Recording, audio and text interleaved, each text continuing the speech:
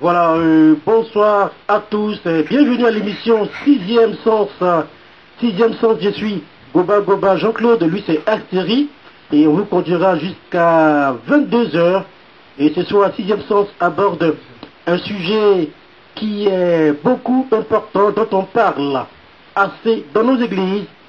Un sujet qui est capable de diviser une église et semer des troubles dans une église. On parle d'argent et l'église. Argent et l'église avec l'apôtre Conan qui est avec nous pour en parler. Apôtre, bonsoir. Bonsoir, monsieur Goba. Bienvenue une fois de plus à 6e Sens. Merci. Le sujet argent et l'église. Oui. D'abord, pourquoi aborder un tel sujet? Bon, ce thème-là, monsieur Goba, nous pensons que vous êtes témoin. C'est lors d'une émission dans ce même studio que le Seigneur a donné ce message. Il faudrait qu'on éclaire ses enfants sur l'argent et l'église. Et nous croyons qu'il a fallu ton studio qui est là pour noter, pour ne pas qu'après ça tombe dans l'oubli. Donc nous pensons que c'est l'Éternel a jugé qu'il est important, parce qu'aujourd'hui il y a beaucoup de scandales. L'argent est devenu un scandale dans nos églises.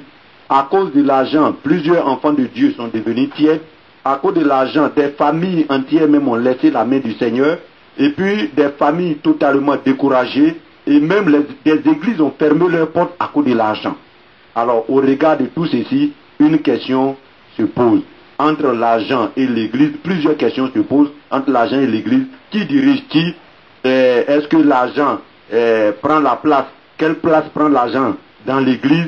Est-ce qu'il faut réellement donner à l'église? Il y a plusieurs questions qui se posent. Et nous pensons que c'est pour cela que le Seigneur a donné ce thème, l'église et l'argent. Et pourtant, l'argent semble être incontournable dans la vie de l'église. Hein? Oui, c'est ce que nous croyons, mais il ne faudrait pas aussi que ça soit dans le mauvais sens. C'est vrai, l'argent, tout le monde sait que, je donne un exemple, l'évangile est gratuit, mais l'évangélisation n'est pas gratuite, ça tout le monde le sait. Mais il faut pouvoir investir dans le bon sens, il faut pouvoir agir conformément à la parole de Dieu, et ne pas sortir de la parole de Dieu. C'est ça qui est le problème. C'est pas parce que c'est important qu'il faut sortir du canevas que Dieu a tracé. Il y a ça aussi. C'est pour dire que concernant l'argent, il y a donc ce que Dieu a tracé, il y a ce que Dieu a recommandé. Bien sûr que oui. Cela est biblique. Bien sûr que oui. Donc il y a des fondements bibliques. Bien sûr que oui, il y a ça. Ça se trouve dans la Bible, on verra tout à l'heure. Il y a ce que Dieu a demandé. L'Éternel sait que l'Église ne peut pas fonctionner sans l'argent. Donc, il y a ce qu'il a institué lui-même, l'Éternel Dieu des armées. Parce qu'il sait que ceux qui vont le servir en auront besoin. Ou non, on en aura besoin dans sa maison. Donc il y a ce que lui-même l'Éternel l'a institué. Donc nous savons que forcément on aura besoin. Donc il a institué. Mais est-ce que ce que l'Éternel a institué, c'est ce que nous sommes en train de faire? C'est là-bas que la question se trouve. Voilà, donc auditeurs, vous avez maintenant vu de quoi est-ce qu'on va parler. L'argent, l'église, et on va aborder la première partie avec vous, apôtre Conan. Ok, ce que l'Éternel a autorisé concernant l'usage de l'argent dans l'église. Ok, avant cela, permettez que nous fassions une prière, comme on est homme de Dieu. Éternel notre Dieu, nous te bénissons notre Dieu, nous te rendons toute la gloire. Seigneur, c'est dans ce même studio, éternel Dieu des armées, que tu as donné ce message notre Dieu. Seigneur, nous te prions, nous te demandons de venir développer ce message, notre Dieu, notre Père. Seigneur, tout esprit qui tente, éternel Dieu des armées, de nous atteindre au travers de ces zones, notre Dieu, que ton feu, éternel Dieu des armées, atterrisse sur cet esprit au nom de Jésus. Seigneur, en ce moment même, notre Dieu, que tout ordre négatif que le monde des ténèbres enverra contre nous dans ce studio, Seigneur, que cela soit vaincu. Protège tous ceux qui sont dans ce studio, éternel. Protège la radio entièrement, éternel Dieu. Protège les appareils, notre Dieu, les téléphones, éternel Dieu des armées. Viens nous conduire, éternel. Que ton feu nous entoure afin que la gloire te revienne. Au nom de Jésus. Amen. Et nous répondons Amen. Alors, on va aborder la question. La première partie. Ce que l'Éternel a autorisé concernant l'usage de l'argent dans l'Église. Quand nous prenons par exemple 1 Corinthiens, le chapitre 9, le verset 13. La parole de Dieu nous dit, ne savez-vous pas que ceux qui remplissent les fonctions sacrées sont nourris par le temple, que ceux qui servent à l'autel ont part à l'autel, l'Éternel dit dans sa parole, ne savez-vous pas que ceux qui servent à l'autel doivent se nourrir de l'autel? Ne savez-vous pas que ceux qui remplissent les fonctions sacrées doivent être nourris par le temple? Ça veut dire que l'Éternel est conscient que c'est des humains qui vont travailler dans le temple. On peut rappeler la référence? C'est 1 Corinthiens, le chapitre 9, le verset 13. Donc l'Éternel a besoin, il va instituer des choses. Cette pensée va pousser l'Éternel cette pensée va pousser l'Éternel qui a fait tout ce qu'il faut en disant aux Israélites de ne pas donner de part dans le partage de Canaan aux Lévites. C'est cette pensée qui a poussé l'Éternel. Parce que eux, ils n'auront pas besoin d'aller au champ, mais ils seront nourris par l'autel. Donc en partageant Canaan, le territoire, la terre promise, ne donnez rien à la tribu des Lévites. C'est écrit dans Nombre, le chapitre 18, le verset 23. Et là-dedans, il a dit, il ne faut pas qu'on donne une part aux Lévites. Alors, nous continuons. Donc, l'Éternel va donc instituer des choses, une procédure pour nourrir ceux qui vont servir à l'autel. La première chose que l'Éternel va instituer, on appelle les prémices. Ce soir, nous voudrons que les chrétiens nous écoutent très bien parce qu'il y a ce que l'Éternel a demandé. Et c'est ce que nous sommes en train de dire.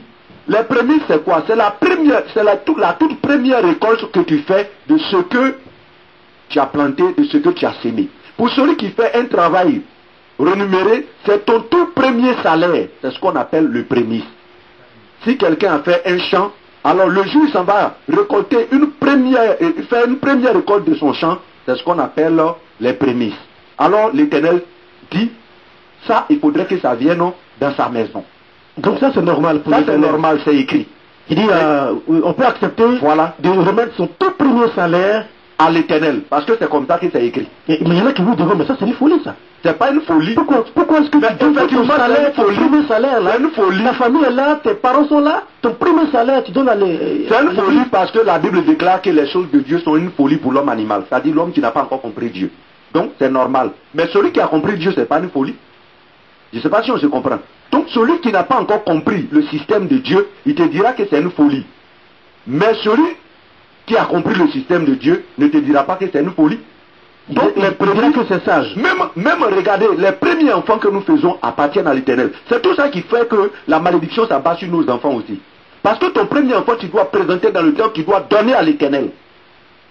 C'est normal. Mais c'est pas comment pour les premiers enfants. Donc tu prends, tu envoies à l'autel, tu donnes à l'homme de Dieu, tu dis c'est mon premier fils, je suis venu donner à l'Éternel. Lui il sait comment on donne un enfant à l'Éternel si c'est un pasteur. Il sait comment on donne un enfant à l'Éternel. Donc on n'a pas besoin de choses. Il n'y a pas seulement que l'argent. En Israël, dans la Bible, tout ce qui est premier appartient à l'Éternel. Ok, donc on revient au premier salaire. Voilà. Il y a quoi? Donc, ce que nous voulons dire, que les chrétiens comprennent très bien, le prémisse ne suit pas l'année. Voilà, il faut que ça soit précis. Les prémices ne suivent pas l'année, mais les prémices suivent les travaux que nous faisons. Ça veut dire quoi?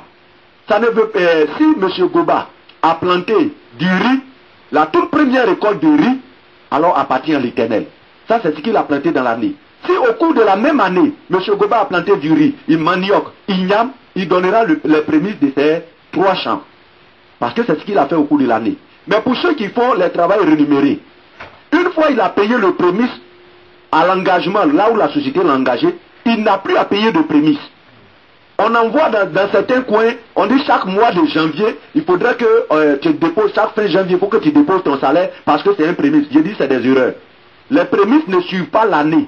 Et les prémices suivent obligatoirement les travaux que nous faisons. Et même si les prémices devaient suivre l'année, l'année de l'Éternel ne commence pas en janvier. Le calendrier hébraïque, le mois de l'année commence dans le courant de mars-avril. Donc là, déjà même on voit qu'on est dans le faux. Alors les prémices ne suivent pas l'année comme on nous le dit, mais les prémices suivent les travaux que nous faisons. Je prends le cas de celui qui travaille dans une entreprise, le premier salaire constitue donc son prémisse, c'est bien cela? Oui, si il est payé à 15 000, son prémisse c'est les 15 000. Donc admettons qu'il quitte notre service-là pour un autre service, là ici il a été soit renvoyé, il va de l'autre côté, s'il commence un travail là-bas, c'est un nouveau champ qu'il vient de créer. Et là encore, il doit payer le prémisse. Ok, d'accord. Une fois il paye là, il n'a plus à payer tant qu'il sera dans ses fonctions. À la limite, le jour où son salaire augmente, ce qu'il a à faire, c'est le reliquat. Ça dit ce qui a augmenté là, c'est ce qu'il devra déposer. Mais il n'est plus question que parce qu'il touchait 100 000 et qu'aujourd'hui il touche 120 000, il faut revenir déposer les 120 000. Je crois que nous comprenons un peu mal les choses. Donc nous continuons. Tant qu'il sera dans ce travail, alors c'est ainsi, et non pas chaque mois de janvier. Autre chose que nous devons comprendre par rapport aux prémices, les prémices se donnent dans la maison de l'Éternel. L'Éternel a été clair. Quand vous regardez Nombre 18, où il parle des prémices, les prémices, il dit toute prémisse appartient à l'Éternel. Donc c'est dans la maison de l'Éternel qu'on doit déposer les prémices, quel que soit ce que c'est, et non pas dans la maison pastorale. Ouais, on est désolé, mais souvent c'est ce que nous voyons. Mais lisons très bien. Il dit envoyer ses prémices dans ma maison. Mais pas dans la maison du pasteur. Alors si tu prends tes prémices et que tu ne vas pas montrer à l'Éternel, tu t'as déposé directement chez le pasteur, c'est un cadeau que tu as fait au pasteur. Et si le pasteur vient de commencer, que sa maison c'est le lieu de prière, son salon par exemple. Là c'est un autre cas. Donc je suppose qu'il prêche devant une chaire. Oui. Alors il dépose la chaire étant déposée à un endroit. Celui qui vient à son prémisse, il s'en va devant la chaire, il dépose, l'Éternel, il sait que l'autre il est en train de commencer. Parce que je n'ai pas encore vu une église qui commence et puis il n'y a pas de chair quand même, il y a la chair. Donc une fois il dépose au pied de la chair, il vient de remettre à l'Éternel. Nous avançons, nous prenons le cas des dîmes. Les dîmes c'est quoi? C'est la 10e partie de nos revenus. Ça veut dire quoi? Ça veut dire que lorsque nous travaillons, même si c'est un champ que nous avons, lorsque nous finissons de récolter le champ, on évalue au moins 10% de notre récolte que nous partons donner à l'Éternel. C'est ce qui est inscrit dans la Bible. C'est ce qui est inscrit. Si c'est un salaire que j'ai reçu, alors ce salaire, je divise le salaire par 10. Ce que ça me donne, c'est ce que je m'en vais donner à l'Éternel. C'est ce que l'Éternel nous demande. Ça veut dire quoi? Si j'ai un salaire de 100 000, je divise par 10, ça fait 10 000. Alors, je m'en vais déposer les 10 000 francs. Et pour le commerçant? Pour le commerçant, c'est sur le bénéfice. Ah, c'est sur le bénéfice. C'est sur le bénéfice, soyons précis. C'est sur le bénéfice et non pas sur tout ce qu'il a vendu. Sur le capital. Non, c'est de la fraude. C'est de la fraude. Ah bon? Si nous le faisons, nous croyons que nous sommes en train de frauder devant Dieu. Mais c'est sur le bénéfice. La dîme, on dit c'est la 10e partie de ce que tu gagnes. Mais le capital là, c'est pas quelque chose que tu as gagné, c'est ce que toi-même tu avais ici. Certainement même tu as dû payer la dîme de ce capital là avant d'aller donner. Donc c'est sur le bénéfice que nous payons la dîme. Je prends un cas simple, je suis une femme, je cherche à faire du commerce et puis je demande de l'aide en dernier peut-être 100 000. Non, on va arriver, ça y est, ne soyez pas. Mais est-ce que là c'est... Non, j'arrive. Quand on va arriver, je vais préciser. Alors, nous voulons dire ce soir que toute dîme appartient à l'Éternel. Il est écrit dans Lévitique 27, verset 30, que toute dîme appartient à l'Éternel. Donc la dîme se paye à l'Église. La dîme se paye à l'Église. Et ce que nous devons comprendre, on n'encaisse pas la dîme. Nous sommes désolés. S'il y a quelqu'un qui doit encaisser la dîme, c'est l'Éternel. Mais peut-être à la limite, ce que nous pouvons faire, si un frère a l'habitude de payer la dîme, et qu'à un moment on voit quelque chose, on peut peut-être l'approcher. Ah frère, tu as quel problème? Seulement dans le souci, s'il a un problème, de l'aider dans la prière à sortir de cette situation. Mais on ne va pas encaisser. Il y en a un seul qui a le droit d'encaisser une dîme qui s'appelle l'Éternel Dieu des armées. Oui, mais apôtre, l'Éternel, on ne le voit pas. Il est représenté par vous, c'est l'ambassadeur sur la terre. Non. Alors comment on dit que c'est lui qui doit encaisser la dîme alors que lui il ne descend pas pour qu'on le voit? Moi je connais des gens qui devaient payer des dîmes. Lui il est juste à côté de moi. L'Éternel l'a une fois encaissé. Celui qui est assis à ma gauche. Mais est-ce que c'est le pasteur qui allait l'encaisser? Posez-lui la question. C'est pas le pasteur. L'Éternel encaisse. Tout le monde entend la voix. Je vais vous donner un exemple. Allez-y. Une maman qui travaille dans un bureau. Et puis elle reçoit un visiteur. Quelqu'un qui est venu faire ses papiers. Et puis le visiteur lui demande, madame, est-ce que vous payez votre dîme? Elle dit non. Il dit bon, payez votre dîme. Vous ne savez pas que c'est l'Éternel qui vient d'encaisser? Parce que les deux ne se connaissent pas. Donc d'une façon ou d'une autre, l'Éternel va t'encaisser. Il va voir le message dans ton esprit pour te dire, tu as quelque chose à faire. Ça seulement c'est ce que je sais. Donc l'Éternel encaisse. L'Éternel aussi a ses huissiers. Ils encaissent. Mais ce n'est pas au pasteur d'encaisser. Seulement ce que le pasteur peut faire, c'est quoi? Monsieur Goba est pasteur. Il prie pour quelqu'un à Abidjan. Et nous précisons, quelqu'un qui est dans une grande communauté. Nous précisons bien une grande communauté. Et puis il sait que M. Goba a un problème, il peut momentanément solliciter l'aide de la personne pour que cette personne-là, puisque la dîme appartient à l'Éternel et qu'il est dans une communauté assez stable, qu'il essaie de le soutenir pendant un temps pour que ce problème-là quitte sur M. Goba. Ça peut se faire parce que c'est le même Dieu. Mais si tu sais que tu n'es pas dans une communauté forte et que ta dîme, l'absence de ta dîme va causer des dommages à l'église, si tu le fais, tu commets un péché. Tu n'as pas le droit de le faire. Mais lorsque tu sais que ça ne peut pas déséquilibrer, alors, à partir de cet instant, tu envoies à M. Goba. Mais M. Goba a le droit aussi d'aller présenter à l'autel de l'Éternel avant d'aller faire ses besoins avec. Parce que la dîme appartient à l'Éternel. Donc, c'est venu de façon extérieure. Alors, lui, il doit présenter à l'Éternel pour dire, voilà ta fille tant est venue payer sa dîme. Alors, à partir de cet instant, puisque l'Éternel a dit, il donne toute dîme aux Lévites, alors à partir de cet instant, l'Éternel te donne l'autorisation. Mais si lui n'a pas su, tu ne lui as rien montré, tu prends, tu mets dans ta poche, mais tu es en train de faire du mal à l'autre. Donc de ce côté, soyons un peu clairs, bon, nous savons que si le pasteur a un problème de ce côté, on peut quand même le soutenir. Et moi je suis pasteur, par exemple, j'ai ma liste, il y a la liste de ceux qui payent la dîme dans mon église. Oui. Est-ce que je peux pas, par rapport à la liste, les tu peux l'approcher. Peut-être que tu n'as pas vu que le frère a payé la dîme, oui. Tu peux l'approcher pour dire, ah frère, on ne t'a pas vu. Il dit, ah, voici. Moi, personnellement, si je sais que ce truc-là, ça ne cause pas trop de tort, pourquoi ne pas s'entraider? Parce que c'est une façon de s'entraider. Hein. C'est une façon de s'entraider. On peut t'approcher, mais il faut avoir le courage de dire la vérité. Mais aujourd'hui, souvent quand c'est comme ça, malgré la stabilité de la communauté, le pasteur voit ça d'un mauvais œil. Alors qu'il ne sait pas ce que Dieu aussi est en train de passer au travers de l'autre pour son fidèle qui est devant lui. Donc, il faudrait souvent que nous faisons beaucoup attention. Si nous ne payons pas la dîme, nous sommes en train de voler l'Éternel. C'est écrit dans Malachie 3, verset 7 jusqu'à 10. Si on ne paye pas la dîme, nous volons l'Éternel. Si nous ne le payons pas. Et ce que nous devons savoir, la dîme se paye dans la maison de l'Éternel. Précision. Quelqu'un qui a contracté une dette pour aller faire un commerce, il n'y a pas de dîme à payer. Ce n'est pas un revenu. On est désolé. Ce n'est pas de l'argent qu'il a gagné. La dîme que tu payes là, c'est ce qui t'appartient, ce qui te revient là. C'est dessus que tu payes la dîme. On a vu une maman de l'église, qui allait prendre un crédit, 200 000. Elle voulait faire son commerce.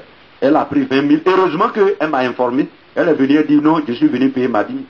J'ai dit, c'est quelle dîme? Elle dit, non, j'ai pris un prêt à la COPEC, je veux faire mon petit truc. Non, vous n'avez pas de dîme à payer sur ça. Parce que ce n'est pas un revenu. C'est de l'argent que vous êtes appelé à rembourser. Donc, allez faire le commerce. Si vous trouvez des bénéfices, alors, à partir de cet instant, vous payez les dîmes des bénéfices. On donne de l'argent à un élève pour aller faire sa rentrée. Ce n'est pas son argent. Alors, si on l'oblige à payer une dîme, attention, nous sommes en fraude. Ce n'est pas son argent. Mais en venant, si le père lui dit, voilà 15 000, ces 15 000 là, c'est ton argent de poche, alors ça revient à l'élève. Il a le droit de payer les 1500. Alors, quand une femme à qui son mari donne l'argent de popote, il n'est pas normal qu'elle retire dans l'argent de popote pour aller payer une dîme. Mais si le mari dit, chérie, voilà ton argent de poche, alors cette maman doit payer la dîme de ce qu'elle a eu. Alors, l'argent qui ne t'appartient pas, on ne paye pas de dîme. Parce que, en définition de la dîme, c'est la 10e partie de nos revenus. Donc, ce qui ne te revient pas, il faut faire attention. Nous abordons le cas des offrandes. Les offrandes sont volontaires. Il faudrait que nous le sachions. Les offrandes sont volontaires. Je peux décider de faire une offrande, comme je peux décider de ne pas faire une offrande. Alors, on ne doit pas forcer un homme à faire une offrande à Dieu. Ça ne se fait pas. D'abord, ça ne devient plus une offrande. L'offrande, ça veut dire quoi? Offrir, on a offert, ça dit donner toi-même. Alors, une fois qu'on force, ce n'est plus une offrande, hein, c'est quelque chose d'autre qui est là. Mais et lorsqu'on vient harceler le fidèle, par des paroles effrayantes au mais c'est ce que je suis en train de dire. Tu ne peux pas payer tes offrandes. Ce pasteur, si c'est un pasteur qui reçoit actuellement la malédiction de Dieu. Non, il ne peut pas être maudit. Il ne peut pas être maudit parce qu'il est dit que les offrandes là sont volontaires. À moins que Dieu lui-même te demande, fais-moi une offrande. Parce que dans la Bible, il a demandé. Dans la construction du tabernacle, il a demandé. Mais l'homme de Dieu n'a pas le droit de dire, faut payer offrande. L'offrande n'est pas imposée, il n'y a pas un montant imposé, c'est ce que j'ai pour mon Dieu que je donne. Il ne doit pas dire également, Dieu va te frapper. Non, je suis désolé, Dieu ne frappera pas quelqu'un parce que la personne n'a pas fait une offrande. Peut-être à la limite, la dîme, je peux peut-être comprendre. Mais l'offrande, je suis désolé. Je crois que nous faisons une mauvaise lecture des choses. L'offrande, on est désolé, ce n'est pas ainsi. C'est ce que nous trouvons que nous offrons à notre Dieu. Parce qu'avant que nous le donnions à Dieu, c'est Dieu qui nous donne d'abord.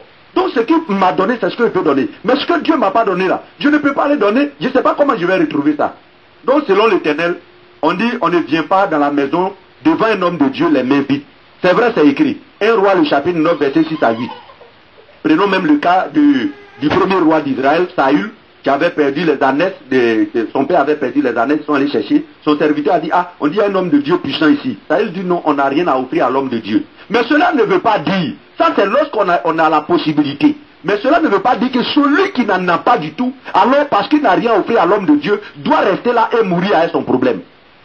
Parce que l'Éternel, avant que nous ne lui donnons, c'est lui qui nous donne d'abord. Mais si l'Éternel ne t'a pas donné, l'Éternel ne peut pas t'obliger à donner ce que lui, Dieu ne t'a pas donné. Ça, on n'a qu'à se dire la vérité. Donc, à ce type d'offrande, il n'y a rien qui est exigé. Ce que la personne a trouvé et qu'on dit, on ne vient pas devant un homme de Dieu les mains vides, c'est ce que cette personne envoie. L'homme de Dieu n'a pas le droit de poser la question, ça c'est quoi? Ça c'est... Non. Non. C'est ce que j'ai... Peut-être que tu ne sais même pas, peut-être c'est ce que j'ai de mieux. Donc, ce type d'offrande-là, il n'y a rien qui est imposé. On a aussi ce qu'on appelle les offrandes spéciales dans nos églises. Par exemple, on a peut-être un mur à peindre, on va faire une offrande spéciale. Ce sont des offrandes occasionnelles. Ça dit que ce n'est pas pour tout le temps. C'est pour une situation bien précise. Alors ça, ce n'est pas du vol. Est-ce que ça a des fondements bibliques également? Bien sûr que oui. Bien sûr que oui. Quand nous prenons par exemple la construction du tabernacle, c'est des hommes qui ont donné ceci, mais c'était par rapport à la construction du tabernacle. Une fois le tabernacle est terminé, ils n'ont plus fait ces offrandes-là à Dieu. Ça c'est bien précis. C'est bien précis pour une situation bien précise. Je veux dire que vous avez un frère, un exemple, qui a été arrêté au commissariat pour un problème de 15 000, un exemple. On peut dire, bon, on va faire une offrande spéciale pour libérer le frère. Ça, ce n'est pas mauvais. Ce n'est pas mauvais. Ce n'est pas à tout moment que ça se fait. C'est pour des situations. Alors, si chaque dimanche, il doit avoir une offrande spéciale, ce n'est plus spécial, mais... ça devient ordinaire. Ça devient ordinaire. Et dernier élément, nous avons les actes et les vœux. Vous savez, l'Éternel a donné 3 clés à l'être humain pour s'en sortir devant les problèmes. La première clé, c'est la prière. Tous les chrétiens connaissent. La deuxième clé, c'est-à-dire qu'il y a un problème, tu pries, la situation demeure, c'est que cette première clé ne peut pas passer. Deuxième clé, c'est le jeûne. Tu vas jeûner, accompagner à la prière. Ça ne passe pas. C'est que cette deuxième clé-là, c'est pas ce qu'il faut pour ton problème. Il y a ce qu'on appelle les actes, les vœux. Alors, c'est que c'est un acte que l'Éternel veut que tu poses. Alors tu vas devant l'Éternel. On ne vient pas devant un être humain pour faire un vœu à l'Éternel. On va devant Dieu lui-même. On connaît où sa maison se trouve. On connaît où son hôtel est. On connaît où il s'arrête pour parler. C'est là-bas qu'on va et on fait le vœu à l'Éternel. Donc mais le vœu, nous précisons, ce n'est pas quand quelqu'un vient t'expliquer son problème, tu dis, ah, il faut faire un vœu. Non. C'est lorsque vous avez prié. Généralement, c'est réservé pour ceux qui suivent des gens. J'ai suivi M. Goba jusqu'à, je vois, façon où ça s'en va. Je vois en tant qu'homme de Dieu, on a utilisé les 2 premières clés. J'ai dit, Goba, utilise la 3e clé. Mais c'est pas que quelqu'un quitte là-bas, il vient, il explique son problème net. Il dit, ah bon, il faut faire un vœu à Dieu. À moins que ça soit une révélation spéciale de l'Éternel. Et si c'est une révélation spéciale de l'Éternel, c'est sûr que quand la personne va faire, l'Éternel va se manifester. Et à propos de vœux, est-ce qu'on remet, si ce vœu doit se manifester en matériel, en un objet vraiment, est-ce que on remet cela à l'homme de Dieu? On ne remet pas à l'homme de Dieu. L'homme de Dieu n'a rien à voir dedans. Je prends un cas simple, il faut toucher le cœur de Dieu. Mais est-ce que je dois toucher le cœur de l'homme de Dieu? Donne-moi ta télévision. C'est des erreurs, ça. Ah bon? Ce sont des erreurs. On va y arriver. Mais je sais que c'est une parole prophétique. Je dis, faut laisser, on va arriver. Il n'y a pas quelqu'un qui est plus prophète que Dieu lui-même. Faut laisser, on va arriver là-bas. Ce qui est sûr, je sais une chose. Je sais que le vœu là, on n'a pas besoin du pasteur pour le faire. Ça, c'est ce que je sais. C'est entre toi et l'Éternel. Et moi, personnellement, je conseille à nos collègues pasteurs de ne même pas écouter le vœu de quelqu'un. On risque d'aller encaisser la personne après. Parce que quand tu as entendu ce que la personne a dit, tu risques d'aller l'encaisser. Mais il faut moins l'encadrer. Oui, mais moi j'ai dit, M. Kouba, va faire un vœu à l'Éternel. Et reviens, on va prier. Il fut plusieurs fois, des gens sont venus de diverses communautés. On leur a dit, allez dans votre communauté, va devant l'autel, fais un vœu à Dieu. Si tu finis de faire le vœu, reviens. Nous, de façon générale, quand tu n'es pas de chez nous, on n'admet même pas que tu fasses ton vœu. Puisque nous suivons des gens qui ne sont pas de notre communauté. On préfère que tu ailles faire dans ta communauté. Parce qu'il ne faut pas que tu crois à autre chose. Va faire chez toi, et concernant la prière, viens, nous on va prier pour toi. Nous donnons un exemple. Une dame qui est hautement placée, qui devrait perdre son poste. Nous on a vu, elle est à Abidjan. On fait quoi? L'Éternel dit, voici. Il dit, maman, prends une somme de 7000 francs.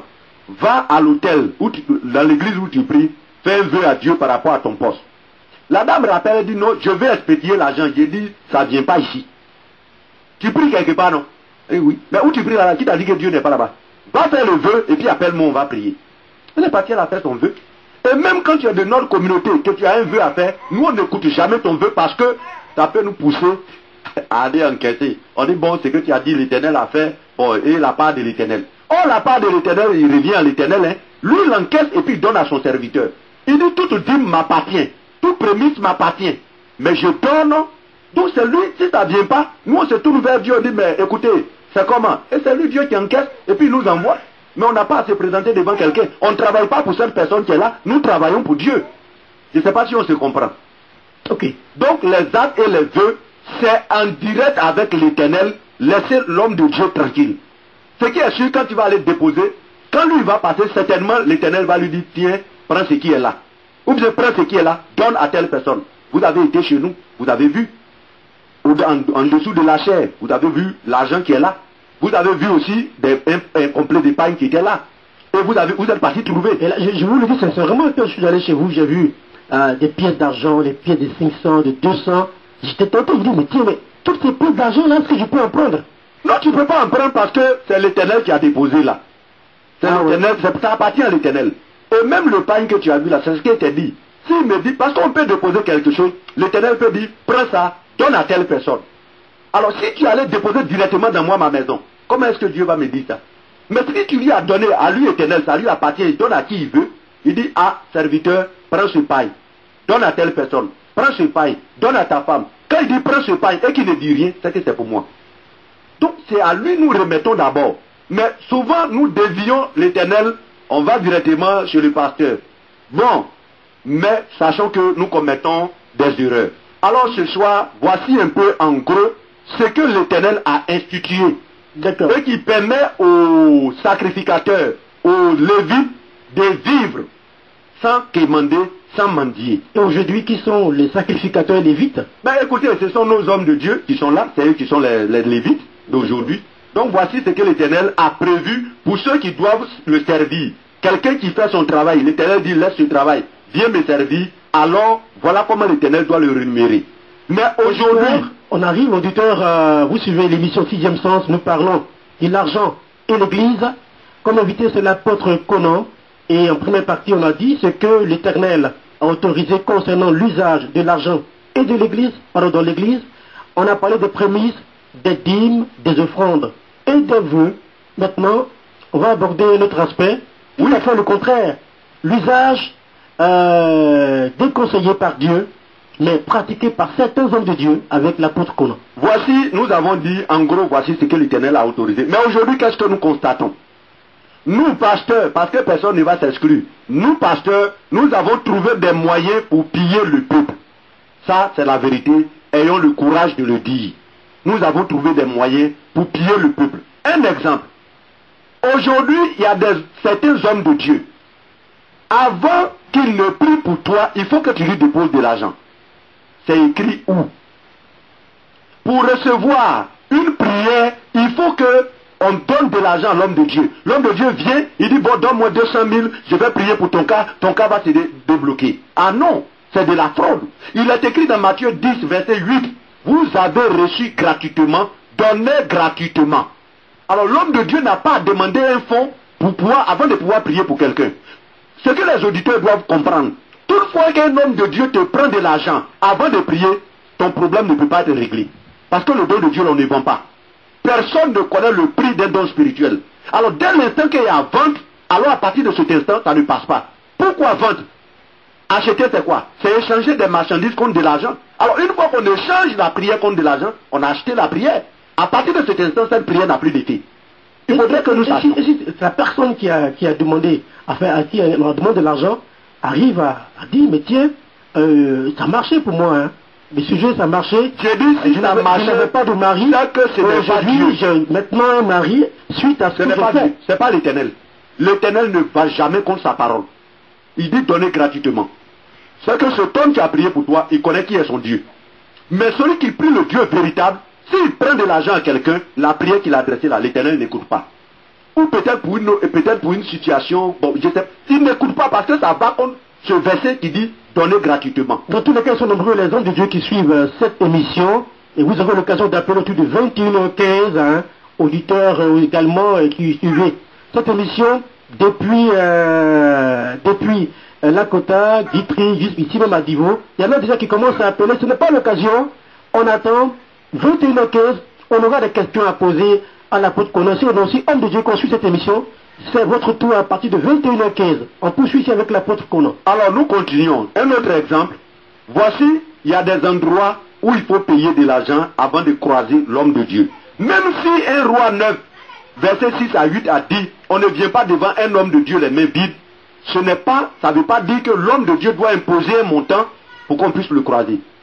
Nous croyons que ce n'est pas dans ce sens-là.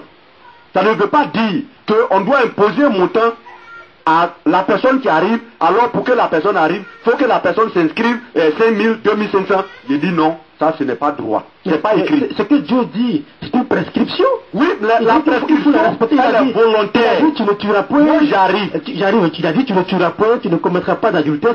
C'est des prescriptions qu'il a données, donc il faut les respecter. Alors si il est écrit également que il faut venir dans la maison de Dieu sans les mains vides, mais il faut venir avec une offrande, que c'est une prescription. Est-ce qu'il n'est pas normal, en tant que prescription, de rentrer? Vous avez fait une précision. Offrande. Vous avez précisé le mot offrande. Mais c'est ce que vous avez dit, non? Oui, mais j'ai dit que vous avez précisé le mot offrande. Ça veut dire qu'on ne peut pas imposer la chose à la personne. Dès l'instant qu'il y a le mot offrande qui sort, on ne peut pas imposer à la personne. C'est pas possible. À supposer que la personne n'a rien, la personne fait comment? À cause de ce verset, j'ai une question là, est-ce que, bibliquement parlant, Dieu a dit que c'est libéral, l'offrande? Est-ce qu'il y a des versets qui disent que c'est libéral? Mais bien sûr que oui. Attends, le mot offrir, comment vous entendez? Non, pour l'auditeur, est-ce qu'il y a des références? On vous a dit, il y a des pas de libéralité. On vous a dit, il y a des offrandes volontaires. Et il y a des offrandes peut-être spéciales. On a précisé. Mais de ce type d'offrande dont il est question, c'est une offrande volontaire. Dieu n'a jamais dit, prenez 15 000 francs, allez rencontrer l'homme de Dieu. Moi, je m'en vais, je peux prendre cette boîte de canettes là. J'ai dit, bon, arrivé là-bas, j'offre à l'homme de Dieu. C'est une offrande. Voilà. Mais si l'Éternel lui-même sait que je n'en ai pas, il ne peut pas m'obliger parce que lui-même connaît que je n'en ai pas. Mais il sait aussi que j'ai problème, que j'ai besoin de son serviteur. Alors ce n'est pas à l'homme de Dieu de fixer un montant pour dire, il faut tel montant pour qu'on me croise. Non, c'est pas ça. C'est pas ça, ce n'est plus une offrande, ça devient un prix qu'on fixe. Alors que l'Éternel n'a pas fixé de prix, il dit d'offrir. Donc faisons attention à ce côté. Voilà encore un autre exemple. Voilà des gens, ils s'élèvent, ils disent j'ai une révélation pour toi. Mais un exemple, il faut déposer un bélier dans le panier. Mais depuis quand un bélier peut rentrer dans un panier? Depuis quand un bélier peut rentrer dans un panier? Il dit oui, j'ai une message pour toi. On va le dépêcher, c'est possible. Hein. Dans le panier de l'église. Mais oui, il t'a pas dit de tuer le bélier, de le dépêcher et puis mettre dans le panier. Il dit dépose un bélier. Le bélier là, il est estimé. Un exemple peut-être à payer 100 000 francs. Il dit dépose un taureau dans le panier. Depuis quand un taureau peut rentrer dans un panier? Dans ce cas, on va donc convertir. On remet l'argent pour l'achat du taureau dans le panier. Si le bélier fait 100 000 par exemple, c'est ce que ça veut dire. Alors on remet les 100 000 francs dans le panier. Ça symbolise le bélier. Est-ce que Dieu est en train de vendre sa propre parole, est en train de vendre ses révélations? Le Seigneur n'est pas un commerçant. Mais il a reçu l'inspiration, apôtre. Et c'est Dieu qui lui a dit, nous qu'à déposer dans le panier d'abord. Un bélier dans le panier, c'est une inspiration. Nous sommes d'accord. Toi qui as reçu l'inspiration, on met un bélier. Et celui qui a donné l'inspiration, on met un quoi? Peut-être un éléphant. Celui qui est l'auteur de l'inspiration. Parce qu'il y a des erreurs qu'il ne faut pas commettre. Dieu ne vendra jamais sa parole. L'Éternel dit à Paul Conan, va donner tel message à Goba Goba. J'arrive chez M. Goba, voilà le message, je retourne. Pas de bélier dans le panier, pas de buffle, éléphant, ou tout. Non. Dieu n'est pas un commerçant. Oh, mais moi, je dis une chose, le Seigneur Jésus a beaucoup à faire. De la façon il a chassé les commerçants dans le temple, le jour il reviendra, je crois qu'il va chasser des commerçants encore dans le temple. Mais cette fois-ci, ça deviendra plus compliqué, parce que les premiers commerçants, ils avaient des tables. Donc il a fait que renverser les tables. Mais cette fois-ci, il n'y a pas de table. Je me demande qu'est-ce qu'il va renverser. Les magasins. Ah, le technicien dit certainement les magasins. Donc, vous voyez, ce n'est pas normal qu'on dise non, j'ai reçu un message éternel, Dieu m'a donné un message pour toi, mais fais-moi une offrande d'abord. Ça, c'est du feu. C'est du feu. Dans tous les cas, ils sont nombreux ceux qui ne partagent pas le point de vue. Si ça ce verset existe dans la Bible, c'est que je n'ai pas encore vu. Vous aurez l'occasion d'appeler, vous qui ne partagez pas ce point de vue autour de 21h15. On poursuit avec la pause. Donc on ne peut pas, on ne peut pas avoir une révélation de Dieu et pour aller livrer, il faudrait qu'on paye de l'argent. Et si le destinataire n'a pas d'argent, ça veut dire qu'il n'aura pas le message de l'Éternel. Donc il faudrait que quand même nous faisons attention à ce que nous faisons.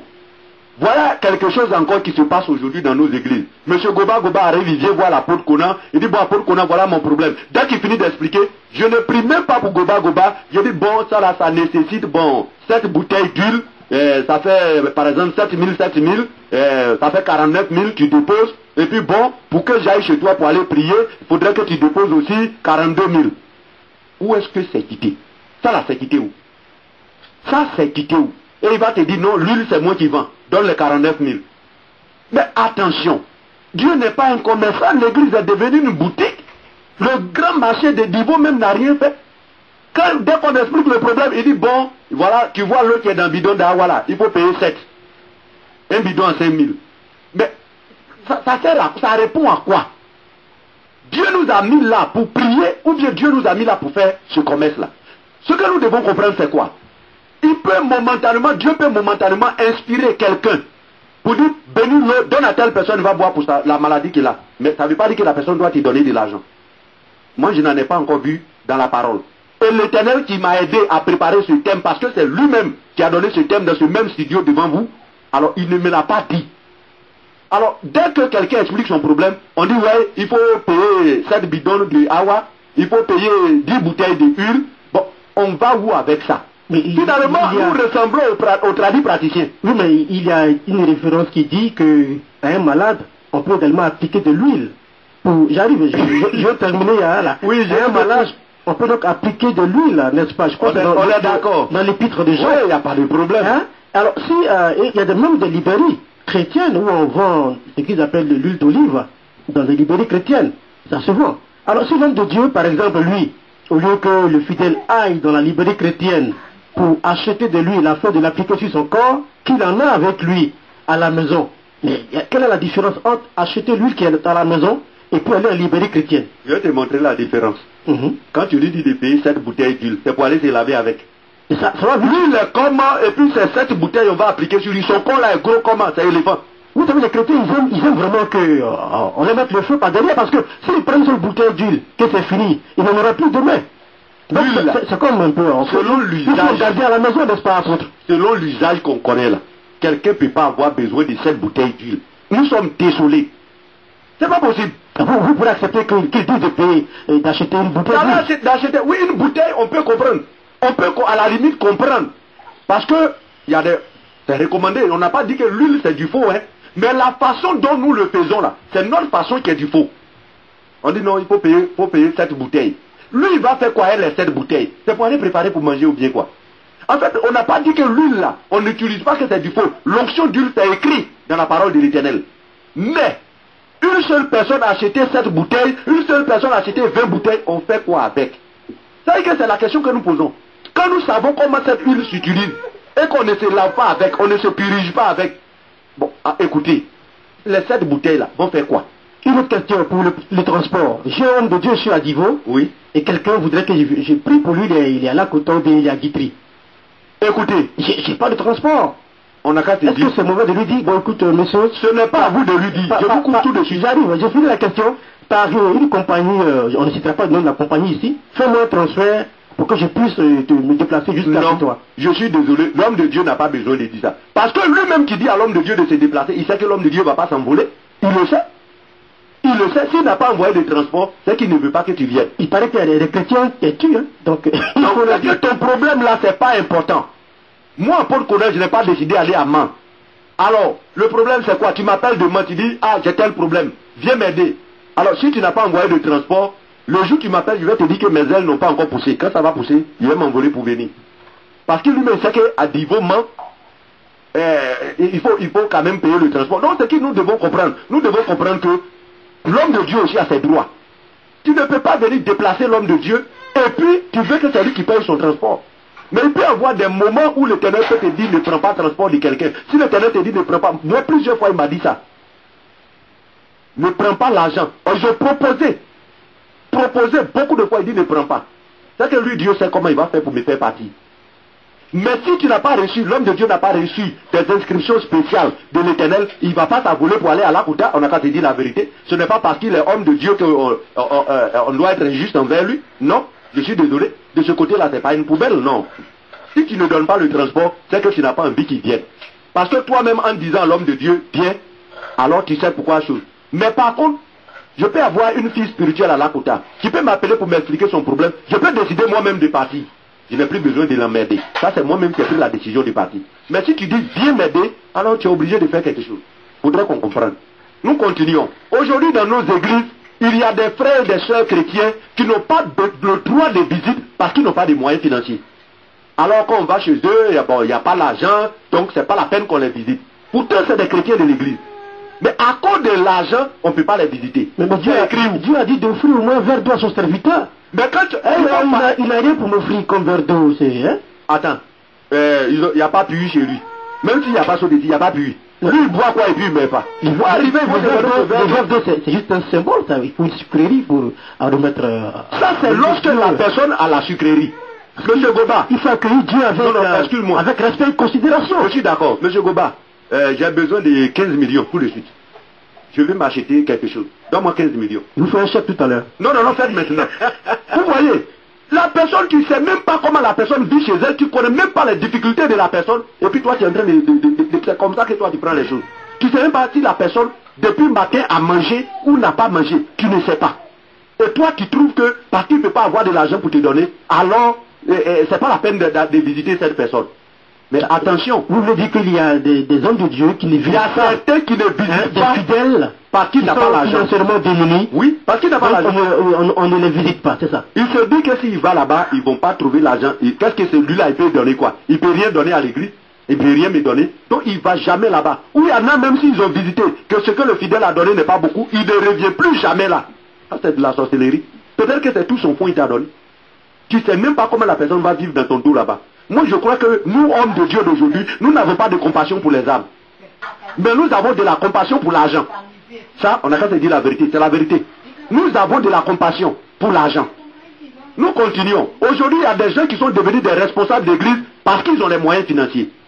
C'est quelle sorcellerie, ça là? Je vous donne l'exemple de ce monsieur. Nous, chez nous, on n'a pas de gros cadre là-bas. C'est notre cadre qui est là. Mais il n'a pas de titre. Il n'a pas de titre. Ça nous fait bientôt 1 an qu'il est là. Il n'a pas de titre là-bas. Ah mais il faut le nommer diacre pour que... On ne peut pas le nommer diacre, on est désolé. Là c'est l'église maintenant, c'est l'organisation, apôtre. Nous on est désolé. Nommez le diacre, il va vous aider un peu. Par contre, je vais vous dire une chose. Nous avons un diacre là-bas. Il y a des problèmes financiers. Mais il est diacre. Parce qu'on ne devient pas diacre parce qu'on a les moyens financiers. Mais on devient diacre parce qu'on est ancien de l'église. Parce qu'on sait quelque chose de Dieu. On a un témoignage de la personne. Lui, il est arrivé il n'y a pas 1 an. On ne connaît même pas son témoignage. Et puis on se lève, on dit c'est un diacre. Je vais vous dire une chose. Au début de Avec-Si, nous avons confié le panier de l'église. La caisse de l'église à quelqu'un qui est parti avec. La personne est partie avec la caisse. Nous, on ne l'a pas demandé. Non, pourquoi? J'ai dit on ne répond pas. Dieu, c'est notre papa à nous tous. Si elle a pris là, c'est l'argent de son papa. Allez. S'il y a quelqu'un qui doit lui poser question, c'est son père. Nous là, on ne dit rien. Et puis on a laissé tomber, on a avancé. Apôtre, il faut qu'on soit pratique. Une église, c'est une organisation. Hein? Je ne dis pas qu'il n'y a pas de diacre là-bas. Non, je veux dire, c'est pas mauvais quand même de responsabiliser quelqu'un qui est financièrement assis, qui est puissant économiquement et qui veut expérimenter Dieu. Au contraire, en lui donnant une responsabilité, c'est une occasion également de l'approcher de l'évangile et tout ça. Non. C'est ce qui a tué l'église. C'est ce qui a tué l'église. Ah bon? C'est ce qui a tué l'église.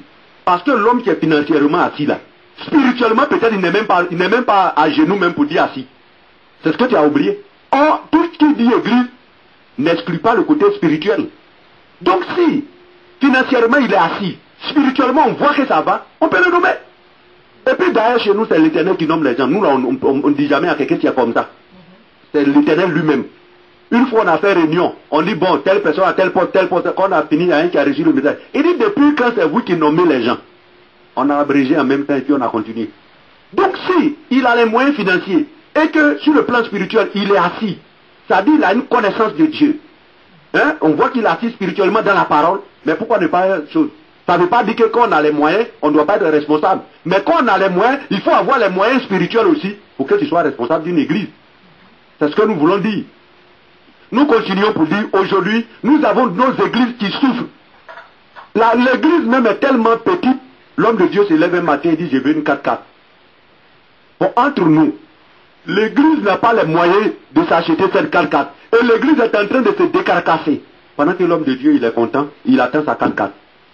Moi, je crois que quelqu'un qui fait plantation, suivez-moi très bien, quelqu'un qui fait un champ de 1 hectare et qui cueille 30 tonnes, la personne, on doit lui poser beaucoup de questions. Tout le cacao là ne doit pas être pour lui. Parce qu'un hectare ne peut pas donner 30 tonnes.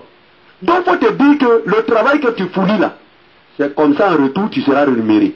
Donc le travail que tu fournis ne te donne pas l'occasion d'avoir une 4x4, mais te donne l'occasion d'avoir un babi. Donc accepte babi là d'abord. Quand tu auras ta babi, tu vas conduire.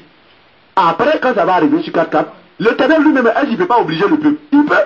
L'Éternel peut obliger le peuple à dire, mon serviteur mérite tant.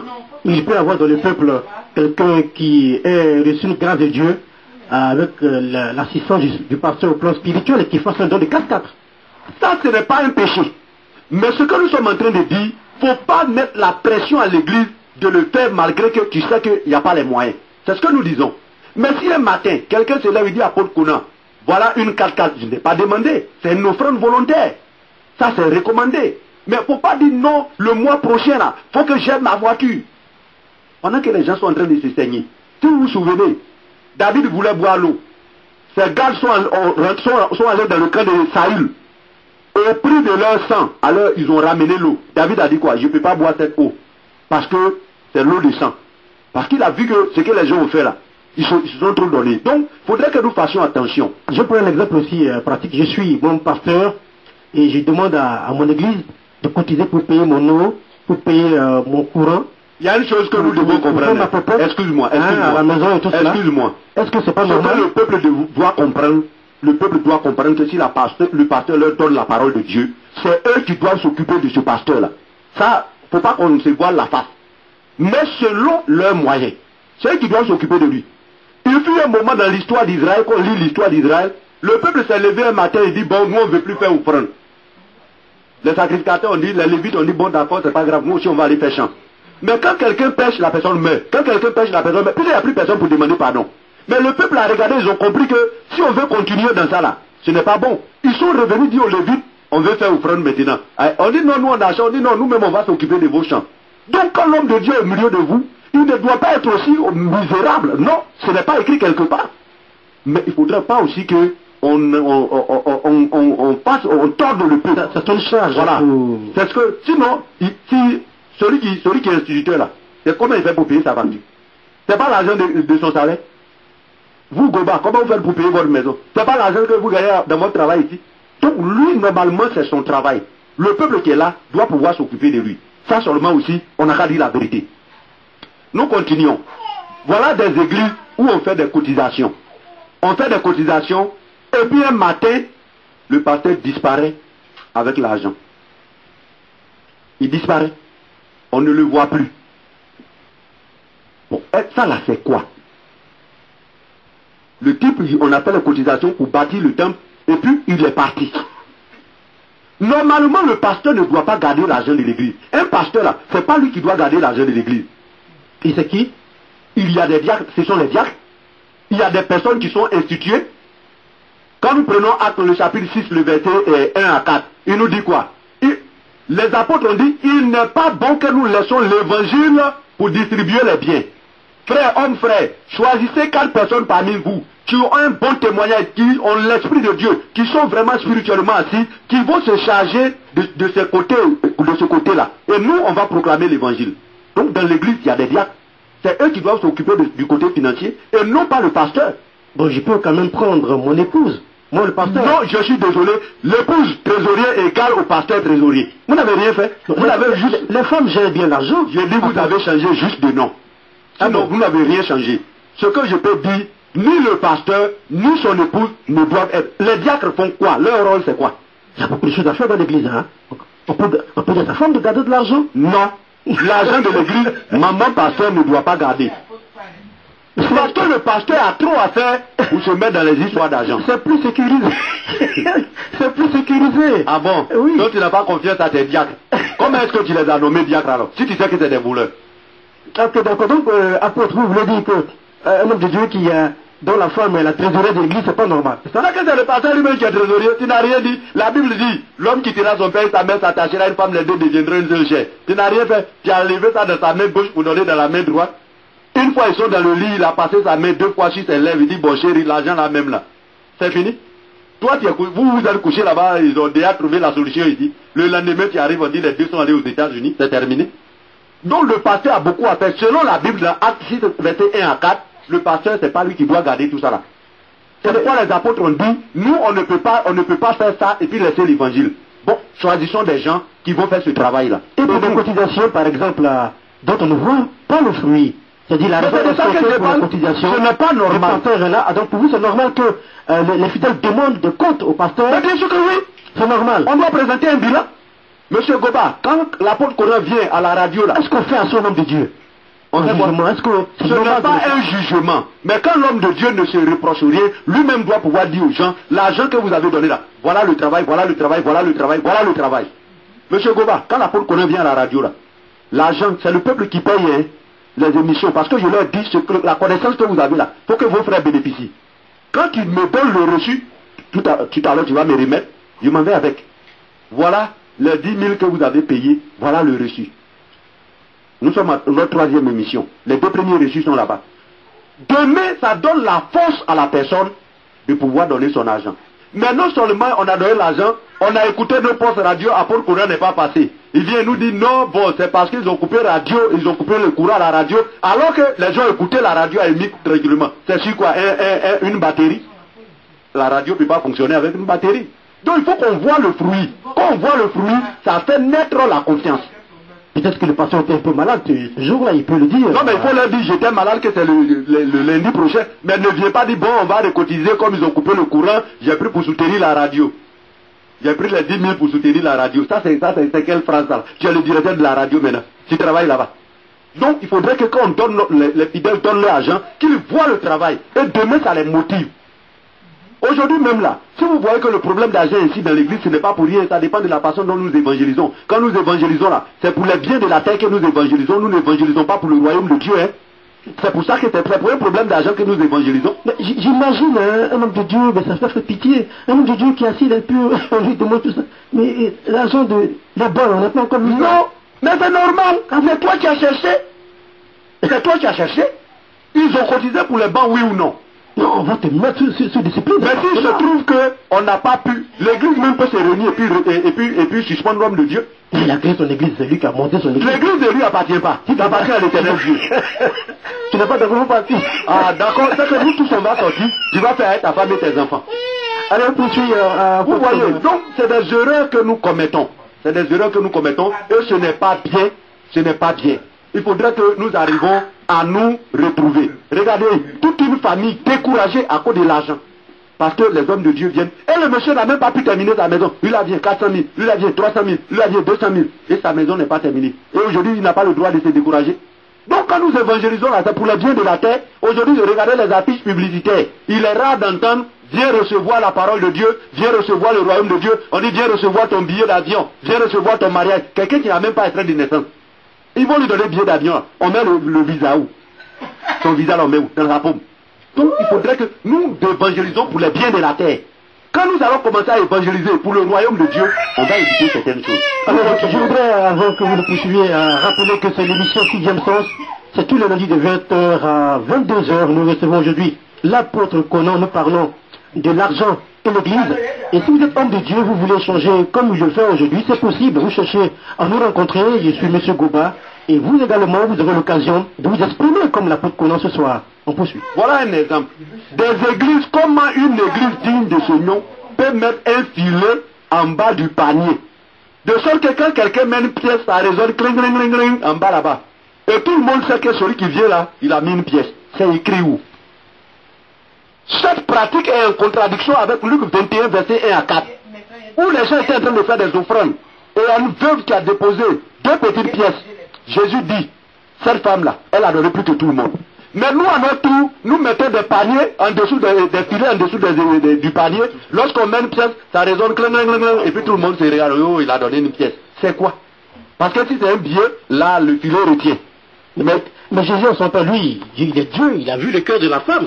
Il sait que c'est tout ce qu'elle avait. Voilà. Aujourd'hui, le pasteur, c'est vrai, il peut ne pas avoir toute l'inspiration de voir si c'est son cœur qui a donné. Donc, il faut que les gens donnent l'argent. Maintenant, le filet répond à quoi? Il veut du superflu avec les Non, francs. Le filet qui est là, ça répond à quoi? Ah, mais c'est pour voir ce que tu donnes, parce qu'il faut de l'argent. C'est à toi on donne ou c'est à Dieu on donne? Oui, mais pour Dieu, il faut que quelqu'un ait un cœur sur la terre. Apôtre Conan. Monsieur Goba, Dieu ne descend pas. Donc Monsieur Goba, je vais vous dire une chose. Personne ne peut défendre Dieu. Oui, on peut au moins les discipliner un peu. Personne dans l'univers ne peut défendre l'éternel Dieu des armées. Il se suffit pour se défendre. La Bible nous dit, je passe ce passage là sous les yeux, que l'éternel a des huissiers. Toi qui as fait quoi ici? Lui, des huissiers là, il faut qu'il joue quel rôle? C'est toi qui as venu jouer le rôle. Alors donc c'est pas normal pour vous lorsque l'homme de Dieu dit que dans le panier, on ne veut pas avoir des pièces jaunes. Ce n'est pas un homme de Dieu. Nous le disons, celui qui fait ça, si vous respectez Dieu, apportez des biens. Celui qui fait ça, c'est normal. Celui qui fait ça, s'il veut, il n'a qu'à me demander en débat sur ce point. Ce n'est pas un homme de Dieu. Si un homme de Dieu dit, on ne met pas de pièces dans le panier, ce n'est pas un homme de Dieu. Sauf que, il faut donner l'enseignement aux gens. Comment offrir aux gens? Si la personne a, la personne va donner. Ce que la personne aura, c'est ce que la personne va donner. Mais le filet que tu mets là, ça répond à quoi? C'est infanté. À la limite, les démons se moquent de toi. On dit, mais regardez-moi, quelqu'un comme ça, il n'a même pas confiance à son Dieu. Les démons se moquent de toi. Donc, donne l'enseignement. Comment offrir? J'ai dit, la dernière fois, il était dit, le problème de l'église aujourd'hui, c'est l'enseignement. Donne l'enseignement, comment offrir à Dieu. Quand les gens sauront comment offrir à Dieu, alors à partir de cet instant, il ne commettra pas de dérapage. Mais seulement s'il vient de poser une pièce, dis-toi que c'est ce que la personne a. Il faudrait que ça soit clair. Une préoccupation sur les encaissements. Alors, on est en plein culte et je demande à des volontaires de prendre des enveloppes et l'église ne réagit pas. Et moi, le pasteur, je dis au commandant, oui, remets une enveloppe à la maman qui est là. Remets une enveloppe à l'autre. Est-ce que ça encore, c'est normal ou c'est pas normal? On appelle ça en français de l'escroquerie. C'est son nom en français. Ah bon, il faut les responsables. Parce qu'il y en a qui ne vont jamais se décider. Attention. Écoutez, Dieu c'est notre Père. Chacun est libre de montrer comment il aime son père. Tu ne peux pas forcer quelqu'un à aimer son papa. Il y en a qui sont timides. Je dis, tu ne peux pas forcer quelqu'un à aimer son père. C'est pas possible. Tu ne peux pas forcer quelqu'un à aimer son père. La personne décide volontairement d'aimer son père. Ou non, ne pas aimer son père. Toi, tu lui donnes l'enveloppe. Tu sais comment la personne mange à la maison. Mais la personne, si elle-même dit, je veux une enveloppe, alors, il n'y a pas de problème, on lui donne. On dit, bon, on a des micros du temps qu'on va prendre. Allô? Oui, allô? Bonsoir à vous. Bonsoir, monsieur Goba. Comment ça va, cher ami? Oui, ça va très bien. Oui, votre nom? Oui, c'est monsieur Kwame de Herma Colodier. Monsieur Kwame de Herma Colodier. Oui. Oui, merci d'appeler. Merci, monsieur Goba. Alors, vous avez une question à poser à l'apôtre Conan, une contribution, nous vous écoutons. Ok, monsieur Conan, je remercie l'apôtre Conan. De sa mission, vraiment, ça me plaît beaucoup. Oui. Pour la question de France. Oui. C'est très nécessaire qu'un chrétien doit offrir ses offrandes. Oui. Parce que le livre des prophètes, le Proverbe, chapitre 3, verset 9 à 10. Honore l'Éternel avec tes biens et avec les prémices de tout ton revenu. Alors, tes greniers seront remplis d'abondance et tes cœurs regorgeront de mots.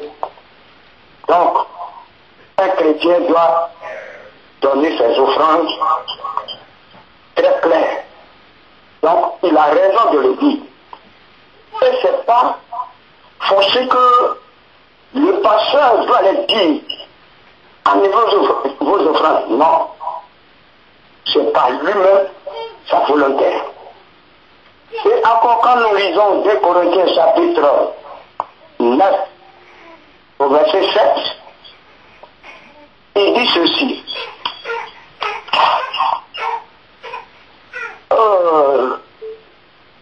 Allô?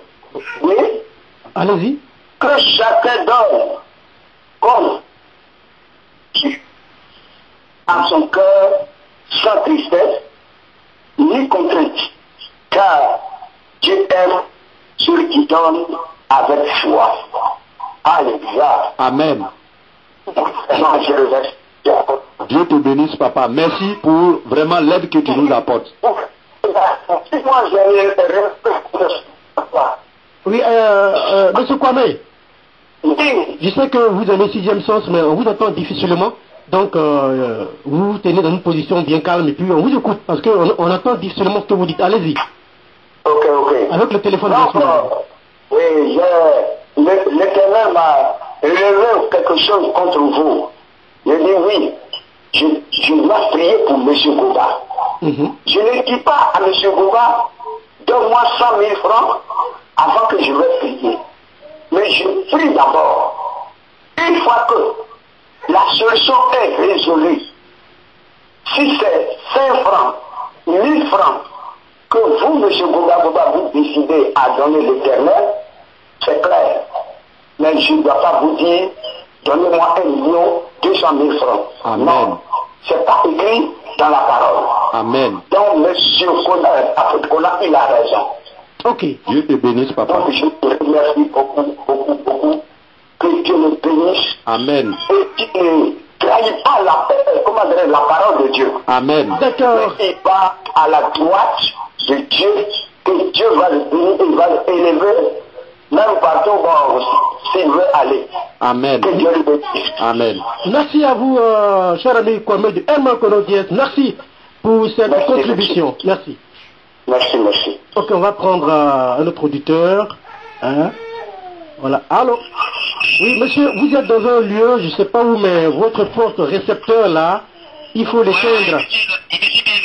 Ok. D'accord, d'accord. Maintenant, votre nom? Vous m'entendez bien? Oui, super. Je ne peux vraiment ne pas dire mon nom, mais c'est juste... Je suis d'abord l'apôtre Kola. Vous appelez de Divo? Oui, j'appelle le Divo. Quel quartier? Je suis à Bonapro. Allez-y. Bon, vraiment, pour cette émission, je suis tellement ému. Et le fait qu'il a développé, vraiment, je suis très, très content. Donc, je lui dis vraiment merci.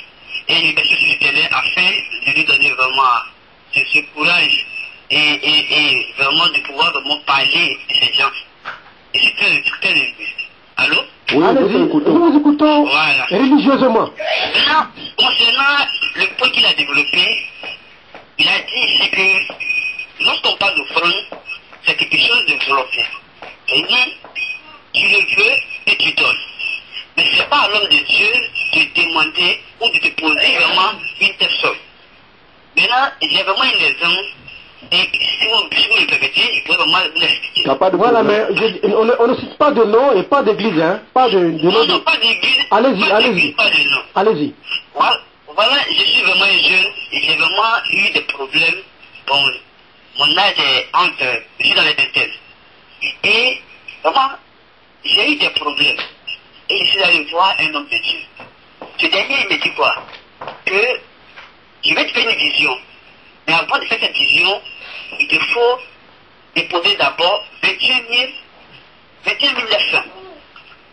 Et il me dit que c'est parce que les temps sont durs qu'il m'a réduit. Sinon, avant c'était 25 000. Non, mais il faut saluer ça, hein.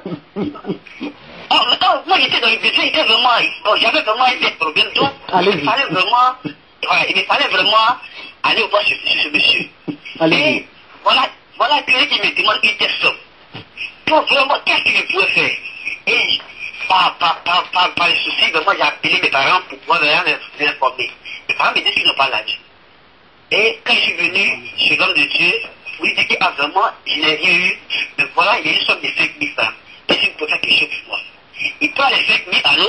Oui, allez-y. Il prend les 5 000 et il me confie à son adjoint. Et son adjoint, qu'est-ce qu'il fait de moi? Il essaie de me dire, de m'expliquer des choses vraiment concernant la Bible. Et quand il me dit, non, si tu as eu l'argent, tu reviens et tu vas te faire cette prière de délivrance, cette prière de combat. Il dit, pourquoi j'ai vu cela? Vraiment, ça m'a tellement... Il dit, non, si il me fallait vraiment peut-être payer de l'argent à un marabout, afin qu'il puisse vraiment résoudre mon problème, ça serait plus vu encore qu'un homme de Dieu puisse vraiment me proposer vraiment une telle somme. Et vraiment, quand il a suivi mon système, ça m'a tellement élevé que j'ai vu qu'il est vraiment un homme de Dieu. Donc vraiment, c'est vraiment mon soutien.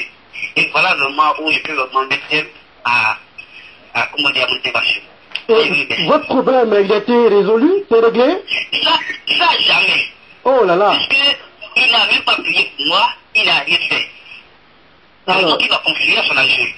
Mais vous savez, on dit petit argent, petit travail. Ouais, c'est ce qu'il a fait de moi. C'est ce qu'il a vu, c'est ce qu'il a fait de moi. D'accord. Cher ami qui avait gardé l'anonymat, merci d'avoir appelé. Merci à vous. Et merci, on reste à l'écoute, merci. D'accord, merci beaucoup. Et auditeurs, vous êtes à 6e sens, nous parlons de l'argent et de l'église. Et sur le temps des appels, nous avons donc nos 3 lignes ouvertes pour vous. On va prendre celui-ci. Allô? Allô? Bonsoir. Monsieur, je sais que vous aimez 6e sens, mais le porte-récepteur, il faut l'éteindre pour échanger. C'est fait, merci de l'avoir fait. Et votre nom? C'est M. Kwaku à Konako. Kwaku, depuis Konako. Oui, nous vous écoutons, je vous écoute religieusement. Je voudrais dire merci à l'homme de Dieu. Merci. Il faut dire que je n'ai pas trop de commentaires parce qu'il a tout dit. Et je voulais dire merci pour c'est un homme de Dieu complet. Que Dieu le bénisse et qu'il le soutienne. Amen. Au revoir. Merci. Alors, monsieur Kwaku, Oui? surtout, est-ce que vous avez à dire, hein, il n'y a pas de contribution, il n'y a pas de questions à poser? Oh, mais il a tout dit. Il a tout dit. Celui qui a les oreilles à entendre, je peux les dire. Et vous avez entendu? D'accord. Merci pour le coup de fil, merci de suivre 6e sens. Merci, on est à l'écoute, merci. Vous êtes à 6e sens, voilà, nous parlons de l'agent de l'église. On peut appeler également pour échanger avec l'apôtre. Allô? Allô? Bonsoir à vous, monsieur. Mon nom Gouba. Bonsoir. Ah, mais là, il faut que je rencontre mon homme de visu parce que là... Oui, ton nom appelle depuis la Côte. Oui, quel quartier? Dans le village de Akilouladé. Oui, ça, c'est parfait, ça, vraiment, c'est parfait. Alors, cher Romo, Oui. on a suivi l'émission, on a écouté la Côte Conan, il y a des questions à poser. Je n'ai pas de questions, mais je veux seulement féliciter monsieur l'apôtre Conan. Voilà, l'apôtre Conan. J'ai dit, Oui. lorsque Jésus-Christ parcourait la Judée et il enseignait, est-ce qu'il prenait de l'argent à tous ceux qui guérissaient? Ah. Est-ce qu'il demandait des dons, des offrandes à tous ceux qui le nourrissaient et il le donnait gratuitement? Moi, je crois que Jésus-Christ donnait gratuitement. Oui, bien sûr. Et il a dit dans la Bible, donnez Gratuitement. et c'est le Seigneur qui va vous récompenser.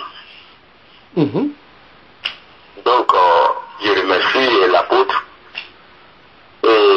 qu'il ne soit pas fatigué d'apporter cet enseignement vraiment à des hommes de Dieu qui exagèrent.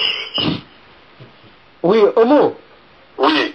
Vous savez qu'au temps de Jésus, bon, il y avait d'autres réalités. Aujourd'hui, on a l'Internet, on a le téléphone, les compagnies de transport, la vie devient chère, les temps ont changé, est-ce qu'on ne peut pas adapter ça à nos réalités?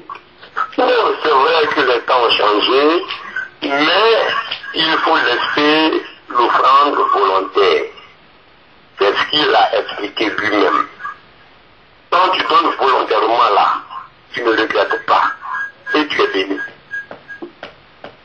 D'accord. Je crois que c'est mieux comme ça.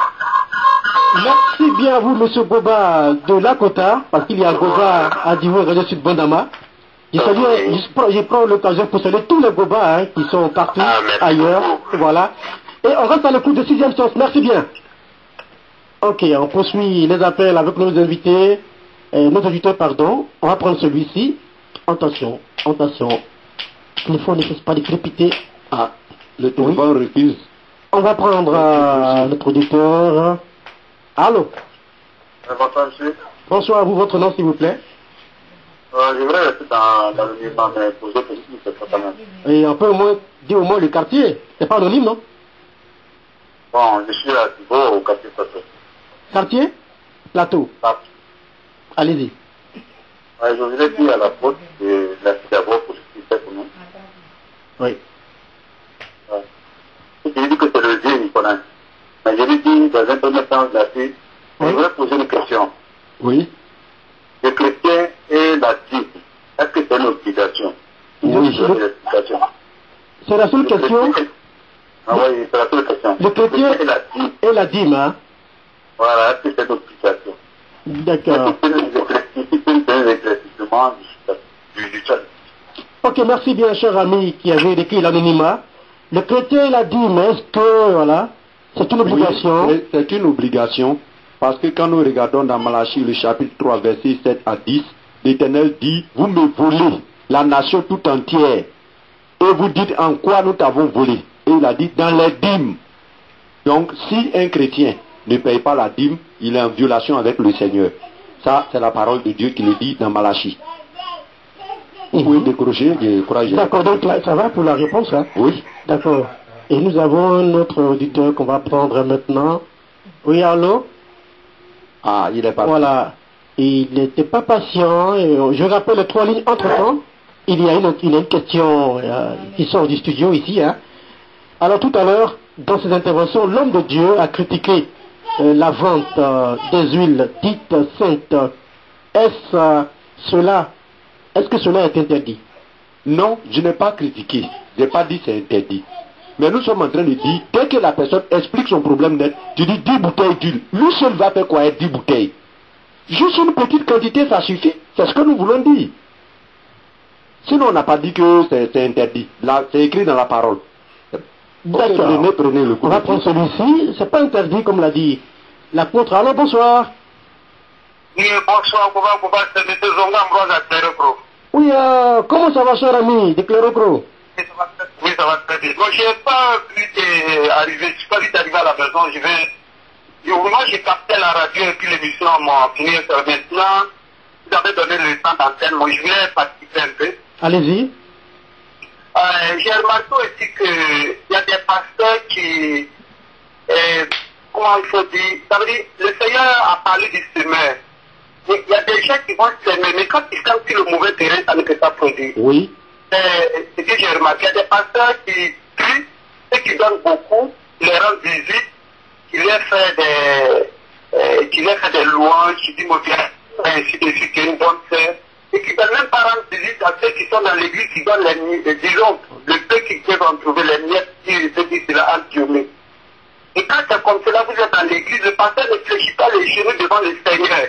Vous priez pour toute l'église, pour tous ceux qui obéissent à la parole. Quand vous allez tenir dans ces églises, même si ce n'est pas volonté, que vous n'êtes pas forcé, souvent j'ai remarqué que ça ne donne pas bien. Bon, c'était pour souligner cela. Puisque je n'ai pas pris l'émission au début, je ne sais pas, peut-être l'apôtre a dû parler de cela, oui, c'est ça. Merci bien, il en a parlé. Oui, on avait parlé de ça, on a parlé de ça. Mais comme vous n'avez pas suivi depuis le début, c'est ça, on a dit que ce n'est pas normal que des gens soient dans l'église et le pasteur ne peut pas les visiter parce qu'il ne peut pas donner quelque chose au pasteur. Ça, c'est pas normal. D'accord. On va prendre celui-ci. Allô? Oui, bonsoir, monsieur. Bonsoir, vous, votre nom? Voilà, en fait, je m'appelle Michel. Monsieur Michel appelle d'où? J'appelle Divo. Oui. Je vais participer à l'émission là. Vous y êtes, monsieur Michel. Une question, c'est ça? Oui, à l'émission, oui. Allez-y. En tout cas, j'ai écouté l'intervention de l'homme de Dieu. En tout cas, ça me va vraiment droit au cœur. Et je crois que si davantage les gens enseignaient son message là concernant aux structures de l'argent dans les églises, je crois que ça aurait aidé les églises à et vraiment, il a donné un enseignement vraiment qui me satisfait. Ah bon? Vraiment. Et je veux même prendre, parce qu'en fait, souvent les gens font de la publicité. J'ai l'impression que c'est un business, que ce n'est plus le Dieu qui maîtrise l'or et l'argent là, que ce soit ces qui sont faits par les dieux. Il est sans filtrer devant la question de l'argent et toi-même devant des décourages. Et vraiment, j'ai écouté ce temps de Dieu, vraiment, je suis content et que Dieu le bénisse. Amen. Et moi, je suis prêt à aller faire une offrande de 10 000 francs pour rembourser les frais de participation là. Amen, amen, amen. Vous êtes prêt ou bien vous allez le faire? Je suis prêt, j'ai de l'argent sur moi que j'empile. Parce que moi je vais suivre ça. Vous avez appelé publiquement sur les antennes de Radio Sud Bandama. J'ai 10 000 francs.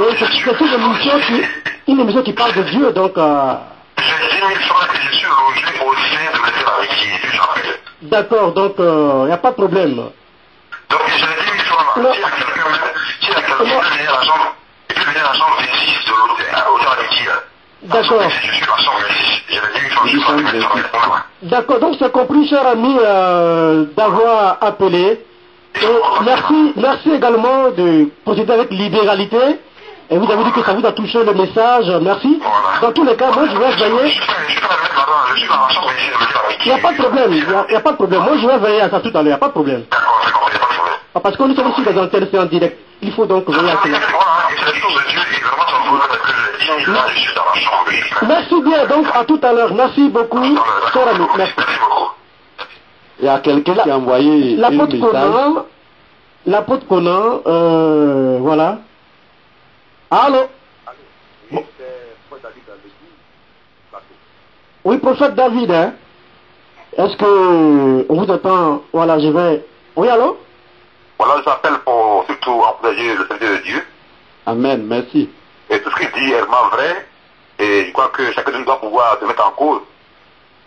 Personne n'est épargné, Je crois que c'est bien dit pour que chacun à son niveau puisse vraiment lire la parole de Dieu. Ouais. Mais ce que je voulais bien ajouter, Oui. c'est qu'il faut qu'il mette une plateforme d'échange des pasteurs pour en débattre de plusieurs questions concernant la Bible, parce qu'il y a plein de choses sur lesquelles on ne s'entend pas. Oui, oui. Ça pourrait avoir une plateforme d'échange pour débattre d'autres sujets en dehors de cela, ça pourrait encore un peu les choses. Ok. Voilà, donc... prophète David, oui. Il y a une émission qu'on appelle Plateau de plein évangile sur Radio Sud Bandama. Non, vous voulez parler en ville? Oui, non, j'ai dit que je veux parler des gens qui soient discrets. Non, j'arrive, mais on est d'accord, mais je vous donne l'information également. Sinon, il a bien compris votre proposition, hein. Mais il y a une émission qui va bientôt donc avoir lieu sur Radio Sud Bandama, Plateau de plein évangile où donc les hommes de Dieu pourraient donc participer. Sinon, il a bien compris votre proposition. En fait, allô? Oui? Allô? Oui? Ce que je dis par là, c'est vrai, ce qu'il dit c'est bien, je l'encourage d'ailleurs. Mais si déjà, lui seul, il en parle, c'est bon, mais ça n'aura pas d'effet, en tout cas, large. Il faut bien qu'il y ait des personnes qui puissent accompagner ce qu'il fait déjà. Donc, si on peut avoir une plateforme d'échange pour qu'on puisse vraiment essayer d'aller partout et enseigner, pourquoi pas, rappeler les gens qui doivent réviser leur Bible, c'est encore bien. Mais si on a trouvé un tel pour le faire, on peut taper un peu de chrétien, un peu l'ensemble des pasteurs, eux, c'est pas parmi ces pasteurs qui le font. On prend un pasteur, on peut mettre du tout le monde. Mais je crois bien que si on peut avoir une forme d'échange, et pendant laquelle on s'entend sur certaines choses, en tel c'est bon. Mais déjà, ce qu'il fait est bon déjà, parce que il faut vite étudier la chose tant qu'elle n'est pas encore plus d'ampleur pour connaître les autres. Donc je l'ai approuvé parce qu'il fait déjà, mais il faut qu'il y ait cette condition pour qu'on puisse échanger plus. Merci. Merci, c'est bien dit. Je pense qu'il a pris bonne note et puis vous allez vous rencontrer certainement. Merci. Voilà, un autre auditeur en ligne. Allô? Oui, allô? Bonsoir à vous. Bonsoir, monsieur. Votre nom, s'il vous plaît? Oui, je m'appelle monsieur Zembril. Monsieur? Zembril. Zembril, vous appelez d'où? Oui, j'appelle de Divo, Vatican.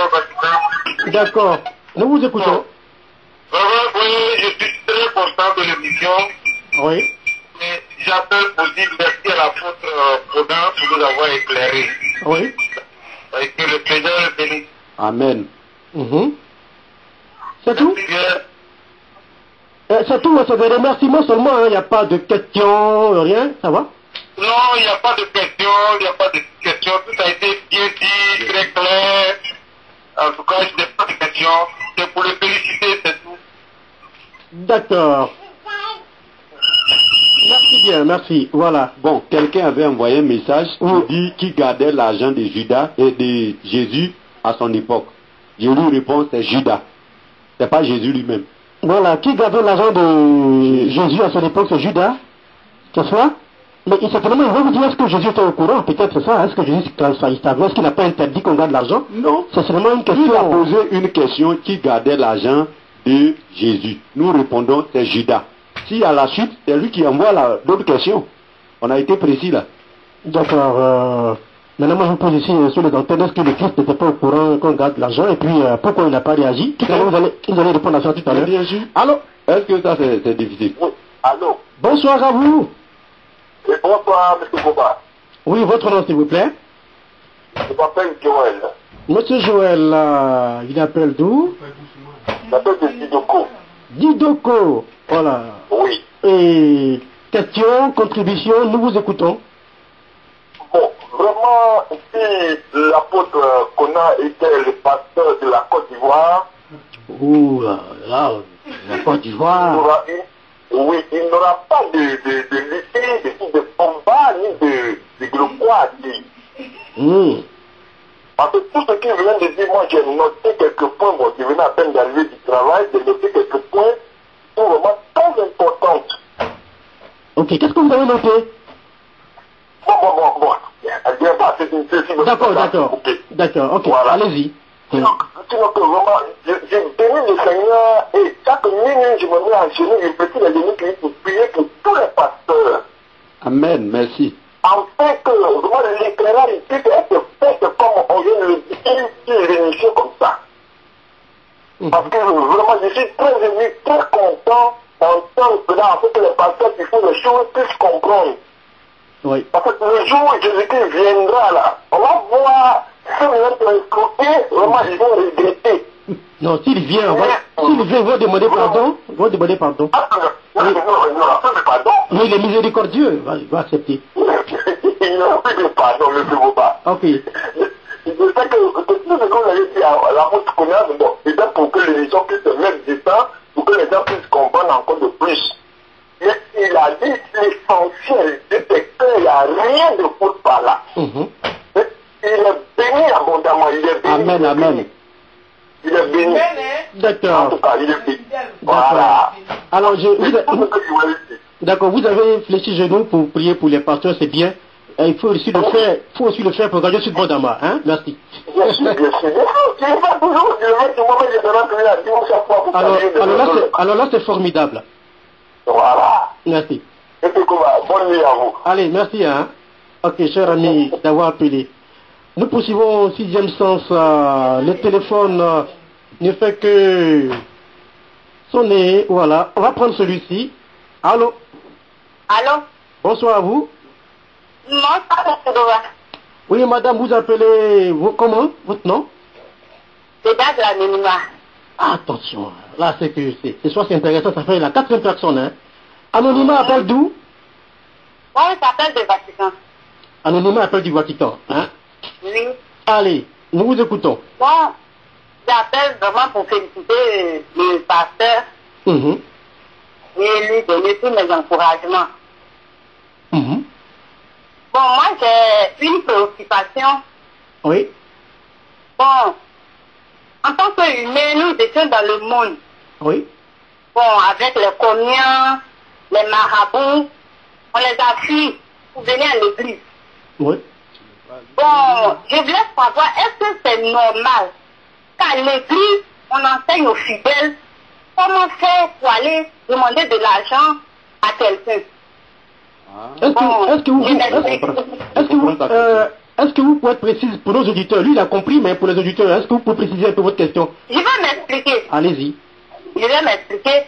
Par exemple, le pasteur se lève pour dire non, moi, votre pasteur, j'ai des parfums.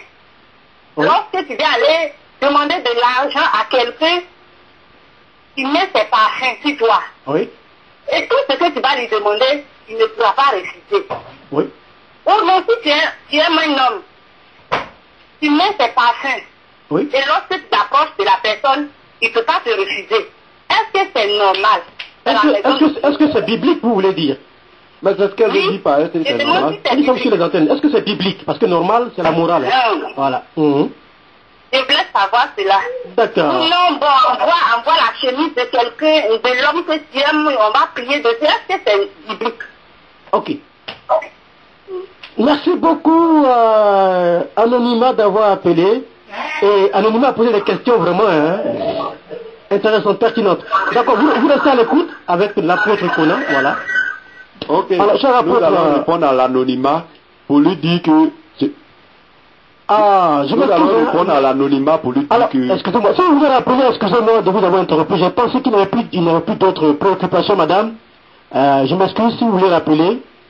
Nous sommes toujours là pour vous. Ok, on va prendre celui-ci puis on va arriver. Okay, d'accord. Mais tout même son nom. Voilà, d'accord. Allô? Oui, Boba, bonsoir. Bonsoir, cher frère, comment ça va? Ça va bien. D'accord. Présentation pour l'auditeur. C'est des Zadi. Ah oui, monsieur Zadi. Oui. Oui. Fidèle à 6e sens, Radio Sud Bandama également. Voilà. D'accord. Je voudrais dire merci à l'apôtre Conan. Puis à vous-même, Boba, je demande que, oui, au moins une fois, il faut que l'apôtre Conan passe sur les antennes pour éclairer la lanterne des hommes que nous sommes. Oui. Aujourd'hui, Dieu est devenu un fonds de commerce. Amen, Dieu te bénisse. Oui. Les gens ont pris le monde comme la vitrine aujourd'hui et le diable travaille dans les églises. Amen. Donc s'il n'y a pas quelqu'un pour éclairer la lanterne, les gens vont servir le diable en pensant qu'ils sont en Dieu. C'est pourquoi je ne veux pas qu'on appelle tout le monde homme de Dieu.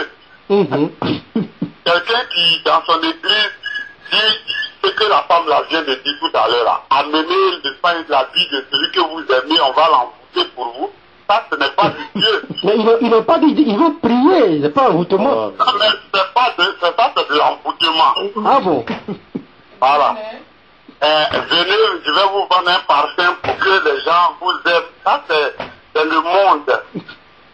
À l'église, on va pour prier pour que demain notre âme aille au paradis. Amen. On ne va pas pour dire, comme venez, Dieu dit de ne pas être pauvre, venez, je vais vous rendre pauvre. Vous devenez riche. Vous devenez riche, on n'a pas besoin d'aller à l'église. D'aller à l'église. Alors, qui peut faire? Il faut aller rapidement chez le marabout. Dans 2 mois, on parlera de vous à nouveau. Donc, l'église n'a pas pour rôle de prendre le monde comme vitrine. Il faut que l'apôtre Conan passe au moins une fois par mois à cette émission-là. Ça va permettre d'éclairer la lanterne de beaucoup d'hommes. Je vous remercie. D'accord, merci à vous, M. Zali, d'avoir appelé. Merci pour ces remerciements également. Voilà. On poursuit donc cette émission avec nos invités. Voilà, on va prendre celui-ci. Allô? Allô? Bonsoir, monsieur. Monsieur Gouba, bonsoir. Oui, votre nom, s'il vous plaît? C'est le régulier. Le régulier. Et il est vraiment régulier, hein. Il est régulier à 6e sens. Régulier à Radio Sud Bandama. Voilà. Merci beaucoup. Merci. Question, contribution? Bon, je dis d'abord merci à l'homme de Dieu, oui, et à l'apôtre Conan et à vous-même. Merci. Pour dire que tout ce qu'il a dit, en tout cas pour moi, est incontestable. Il a trop dit et il a su dire. Donc vraiment, je le félicite encore, de nouveau comme je l'avais fait à l'émission précédente.